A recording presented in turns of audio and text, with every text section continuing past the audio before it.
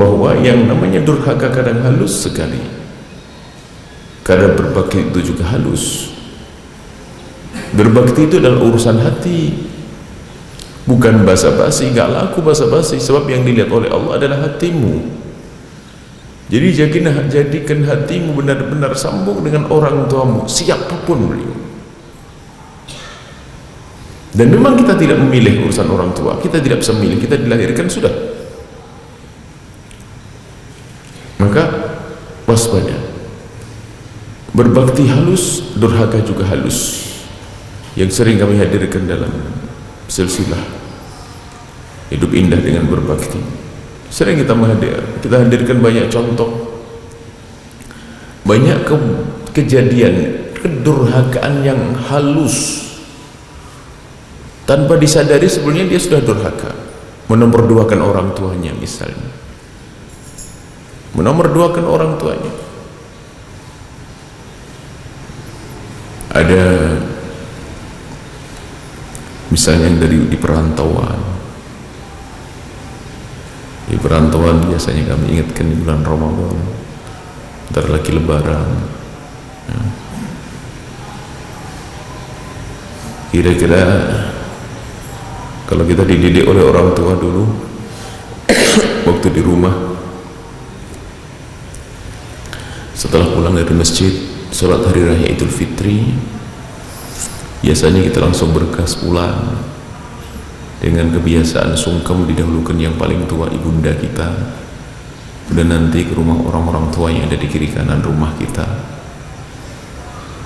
Dan memang semestinya memang begitu, orang tua kita dahulukan untuk sungkem kita, mohon ampun, memohon maaf, nyambung silaturahmi. Dan ini tidak beda baik di saat kita dekat atau jauh. Kalau jauh mungkin caranya saja berbeda. Artinya seandainya kita keluar dari sholat hari raya dari masjid misalnya, di saat kita berada di perantauan, tanyakan di hati kecilmu, siapakah orang pertama yang Anda cari dengan telepon Anda? Mungkin seorang pengusaha yang telah memberikan pertolongan kepada Anda sehingga menjadi seorang pengusaha besar di kampung itu. Orang tua di nomor, jadikan ke nomor yang kesekian. Mungkin yang kita telepon adalah itu orang yang pernah minjemin duit kepada kita agar dia tidak marah. Orang tua kita jadikan nomor 2, seolah-olah perjuangan orang tua nggak ada artinya dibanding orang-orang tersebut. Intinya bagaimana hidupnya hati itu. Yang namanya berbakti adalah dengan hati, bukan dengan basa-basi.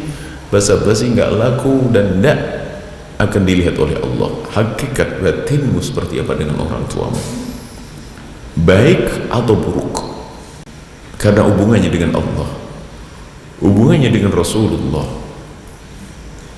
Hubungan dengan orang tua ada hubungannya dengan Allah. Mencari keridhaan orang tua adalah keridhaan Allah. Jika kita membuat murka orang tua, menjadi sebab Allah murka. Tentunya ada catatan di sini, mencari ridho orang tua dengan sesuatu yang diridhoi oleh Allah. Kalau mencari ridho orang tua dengan sesuatu yang dimurkai oleh Allah, nggak benar.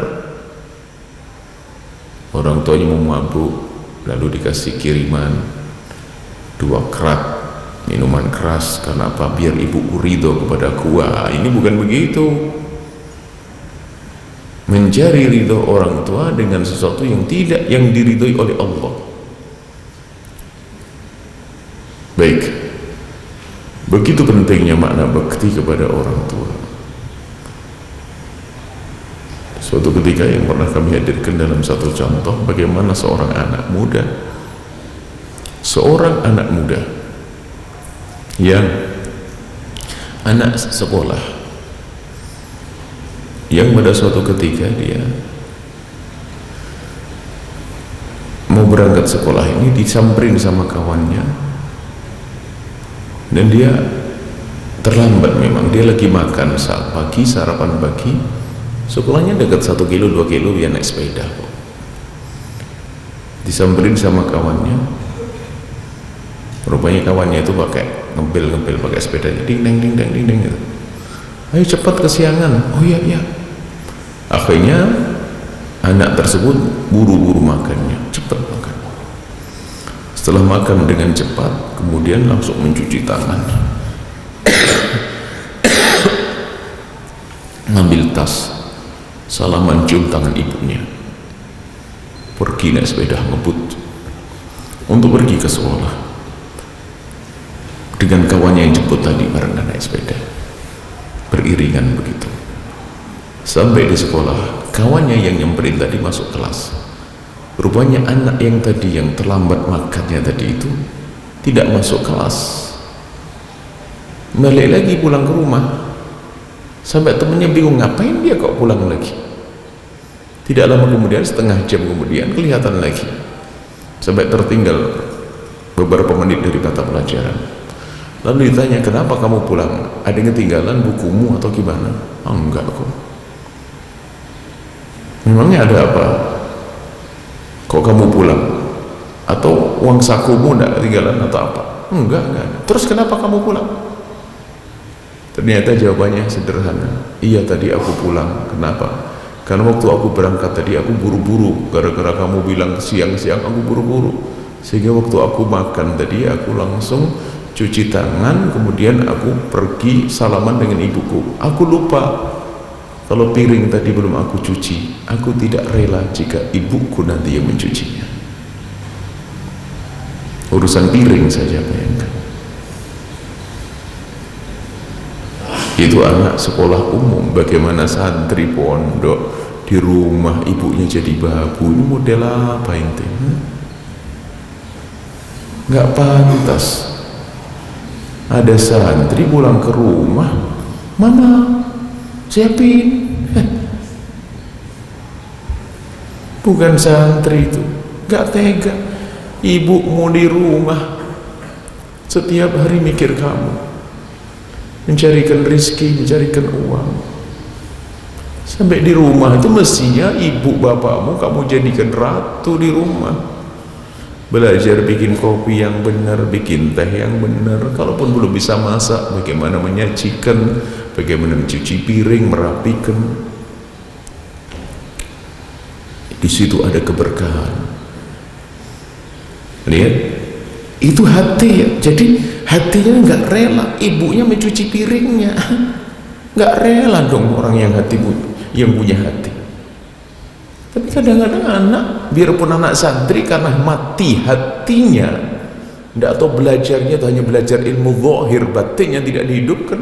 Kalau ibunya cuma mati, titip mas sekalian, sekalian titip sekalian. Dari dulu ibumu kau titipi sudah, mencuci piring, mencuci popok, mencuci ini. Inilah ilmu untuk para santri khususnya. Bukan hafalanmu yang banyak, 30 juz Al-Quran tapi tidak punya adab sama orang tuanya. Al-Quran akan mengutuk.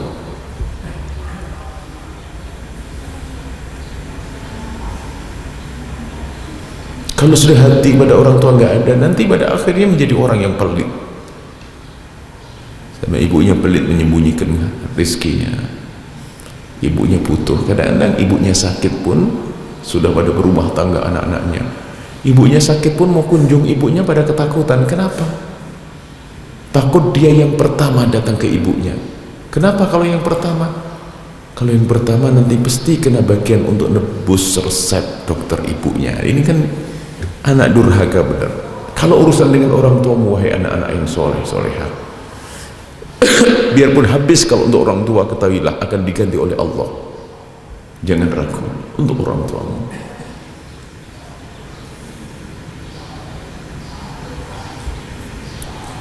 Macam-macam problem saat ini. Dan kalau kita melihat hidup yang susah itu biasa, langsung saja lihat. Kalau ada orang hidup saat ini susah, tengok dulu langsung hubungannya dengan orang tuanya bagaimana.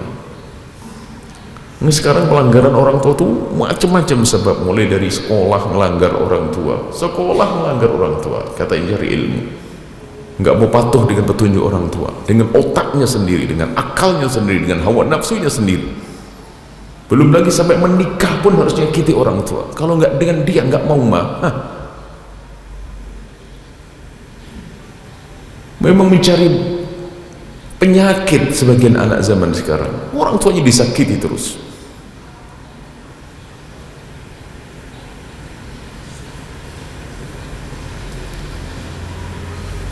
Nah, makanya termasuk saat ini yang banyak pelanggaran-pelanggaran yang memang dari awalnya tidak syar'i menghantarkan kepada kedurhakaan kepada orang tua, yang selama ini kita wanti-wanti, awas budaya kafir, pacaran dan seterusnya. Ini pacaran itu menjadikan orang melanggar orang tuanya, biarpun orang tuanya nggak setuju tetap maksa dia.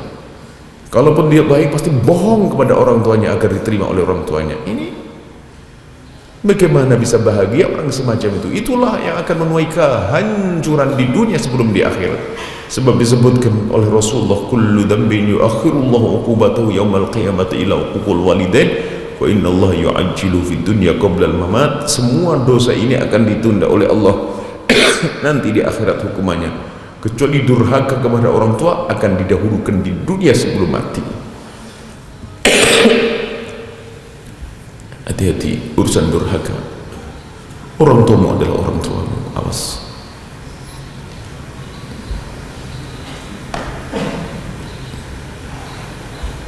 Ada orang kalau ngomong sama orang tuanya tidak bisa kecuali ngangkat suara,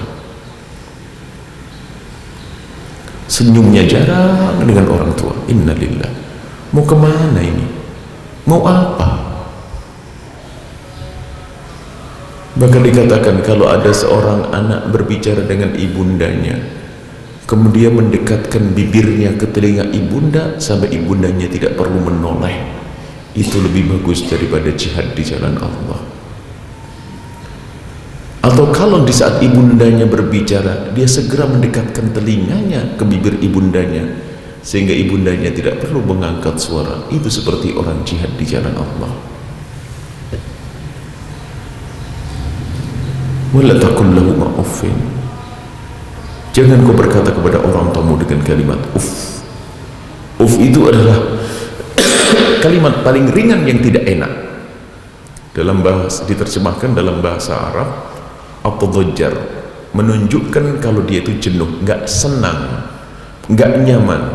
Kalau ngomong sama orang tua itu sudah pokoknya nggak menikmati. Atadajjar itu bosan, tidak ada wajah yang berceria, tidak ada pandangan yang penuh penghormatan dan kasih sayang. Ngomongnya ngomong menunjukkan kalau dia senak, karena orang tuanya, mohon maaf, namanya orang tua bersama usianya yang lanjut pun akan banyak yang kurang, pandangannya kurang, pendengarannya kurang, kemudian lihat jalan pun sudah mulai bertatih-tatih, kulit keriput, pandangan kabur, pendengaran sudah mulai tidak, jalan mulai membungkuk dan macam-macam. Tidak seperti waktu dulu kau masih sempat membentak orang tuanya, tidak peduli dengan orang tuanya, mau kemana. Tidak akan bahagia jika ada orang menjalani hidupnya dengan durhaka kepada orang tua, biarpun didukung oleh orang-orang hebat di kiri kanannya. Mungkin dia duduk dengan wali kutub sekalipun, bahkan istri yang mungkin seorang yang waliyah, dia tidak akan bahagia. Karena apa? Urusannya dengan orang tuanya. Sebab kalau ada anak durhaka kepada orang tua akan dihukum di dunia. Kalau dia seorang pengusaha yang berhasil akan hancur. Kalau ternyata usahanya tetap tidak hancur, akan dikirim oleh Allah istri yang kurang ajar kepadanya. Kalau ternyata istrinya baik, usahanya lancar, semuanya baik, tunggu, Allah akan kirim anak yang lebih jahat dari dia. Makanya urusan orang tua anak-anakku semuanya, khususnya para santri, hati-hati. Jangan berbeda, jangan banyak mengangkat suara depan orang tuamu. Nah, ini adalah masalah bakti, hati-hati.